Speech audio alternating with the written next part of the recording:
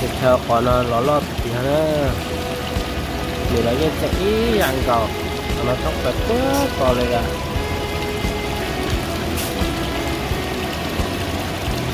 đây sẽ cho xác còn đồng rồi xin nào còn nói về tí họ tàu lại tí mất sáng dầu thì nó nói nữa tàu cờ ta tờ thao lấy tí tiệp bài là thật quá tụi nó nè đào hình này giờ món gà trò lúc mày mà cầm trò chế giờ thầm một lại nè đã tự giờ nặng là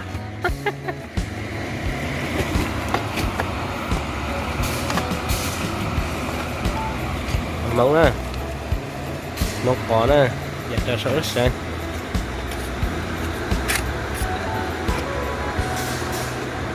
đã tự giờ nè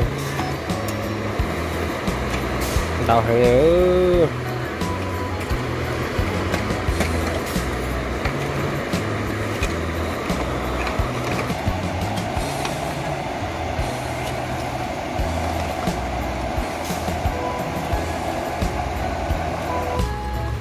đã tận lùa rồi nè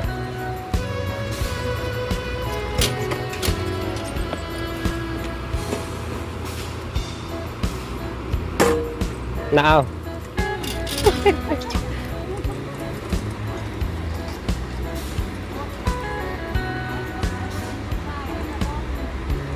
cho còn tông nè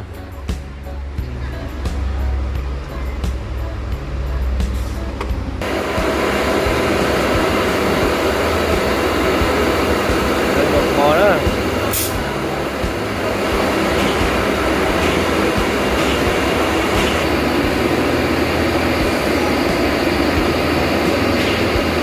theo bò cho nó giờ chín được sao rồi hôm nay hết rồi đó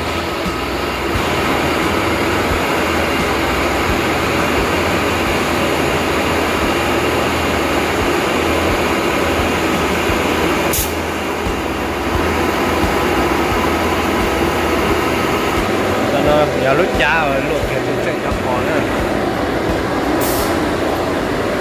bò á cái cho bò là thế thêm một xịt to nữa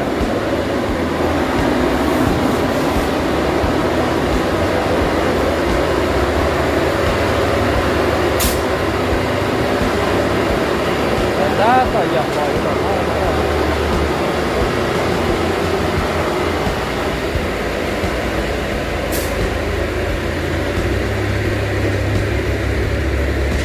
một lóc có luôn lên bia nhá lên một tiếng bia nhá giờ chào còn đông nhất rồi phần thủ nè cái nhà là cũng mua cho chỗ xa vào còn đông chứ này tôi vào lịch chống này nó là giờ cho cua còn đông ít tận rồi là giờ cho này tôi giờ cho cua còn đông nè tôi tận nó là cua tận đó nó là cho con đâu cho nó này nó giờ cho mày lụa cho con tông tặng nữa nó tận nó giờ cho lót con tông á cho chết tôi chỉ cho chỗ hàng này cho lót con tông nhất tận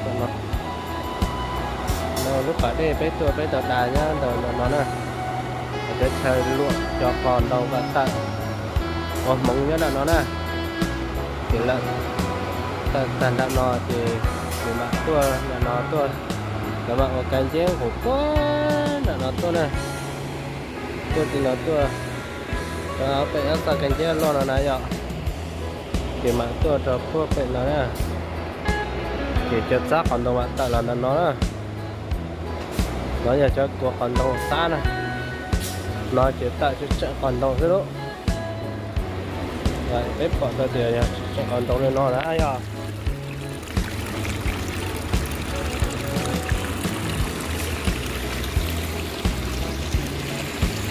còn tàu á đấy cái gì đó hành ra ơi một chữ ra nghe rồi đấy gọi trực tiếp đi À, phát. Có cho người nhiều à? Vì đó, bao nhiêu người á? Chắc tầm 30 người ấy nhỉ? Nhiều lắm. Ở đâu có người nhỉ? Nhiều mấy nhà cơ mà. Nhổ nhà này xong đi nhổ nhà khác rồi không? À, từ sáng nhủ rồi, nhủ 3 nhà mà bản này. thế. Nhiều người nói đấy. Ini dia tak ukur kan? Dia pun tak tadi ni. Dia pun tu ni.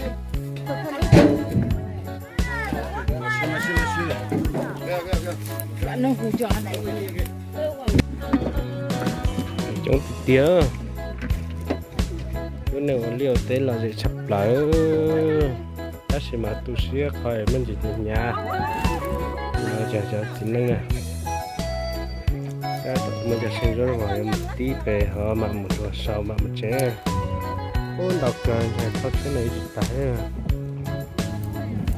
thấy chết tạm báo tận nó tôi này kỳ bữa tận nó tôi là tìm ma rồi đi chạy thật tận nó tôi hết các sinh mạng chạy vô chỉ tải